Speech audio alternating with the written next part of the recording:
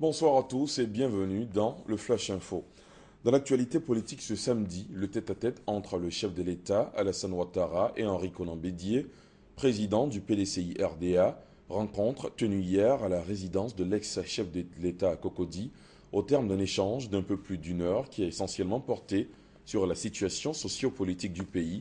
Le président Alassane Ouattara a invité l'opposition à s'inscrire dans le jeu démocratique. Il a exhorté tous ceux qui souhaitent être un candidat à l'être pour la présidentielle d'octobre 2015, au cours de laquelle personne ne sera exclu. Alassane Ouattara dit être également allé remercier Henri Konan Bédié pour la confiance consacrée par le célèbre appel de Daoukro. L'actualité politique, c'est aussi le 3e congrès du Rassemblement des femmes républicaines. Il réunit des milliers de femmes du RDR venues de tous les horizons du pays. La rencontre s'est ouverte aujourd'hui sur fond de cérémonial festif. L'enjeu, à terme, est d'élire la nouvelle présidente du Rassemblement des femmes républicaines. De nouvelles armes pourraient bientôt être disponibles auprès du personnel médical qui lutte quotidiennement contre l'épidémie d'Ebola. Un nouveau test de diagnostic rapide et un traitement antiviral. Ils ont été présentés par l'AVIESAN, l'Alliance nationale pour la science de la vie et de la santé, organisation regroupant l'ensemble des instituts de recherche français qui travaillent sur le redoutable virus. Ils seront bientôt testés sur les malades en Afrique. Le reste de l'actualité africaine en bref et en images avec d'abord l'Égypte.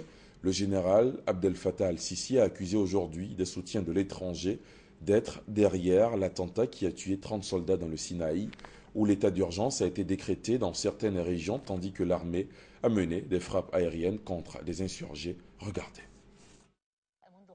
Le président égyptien a décrété vendredi l'état d'urgence de 3 mois sur une partie du nord et du centre de la péninsule du Sinaï, après l'attentat suicide qui a coûté la vie à une trentaine de soldats. La décision des autorités intervient immédiatement après l'attentat d'un kamikaze djihadiste qui a précipité sa voiture bourrée d'explosifs sur un poste de contrôle de l'armée. Il s'agit de l'attaque la plus meurtrière depuis la destitution par l'armée du président islamiste Mohamed Morsi en juillet 2013. Pour la majorité des Tunisiens, ces élections législatives sont porteuses d'espoir pour tout le monde arabe, malgré les menaces djihadistes. Le pays espère glisser vers une transition démocratique plus réussie. Depuis 2011, le pays a connu un essor de la mouvance djihadiste. Les forces spéciales tunisiennes ont tué 6 personnes, dont 5 femmes, lors d'un assaut dans une maison de Tunis. Un groupe suspecté d'avoir abattu un gendarme dans la rue. Le gouvernement rwandais a décidé de suspendre avec effet immédiat les programmes radio du service des Grands Lacs de la BBC, suite à la diffusion d'un reportage sur les génocides qui a suscité la désapprobation de la population. Il y a d'autres moyens envisageables, notamment les poursuites judiciaires contre la réalisatrice du documentaire, les poursuites judiciaires contre la BBC, ou même ceux qui sont intervenus dans le film. Je crois que c'est plus efficace que d'interdire la radio. L'athlète sud-africain champion du monde des 800 mètres en 2009, Mulodzi, est mort à 34 ans dans un accident de la route. Il avait remporté son premier succès en 1999 en s'adjugeant chez les juniors le titre africain sur 800 mètres. Médaillé d'argent aux Jeux Olympiques de Pékin, il effectua sa dernière sortie de compétition à l'étape new-yorkaise de la Ligue de Diamant en 2013.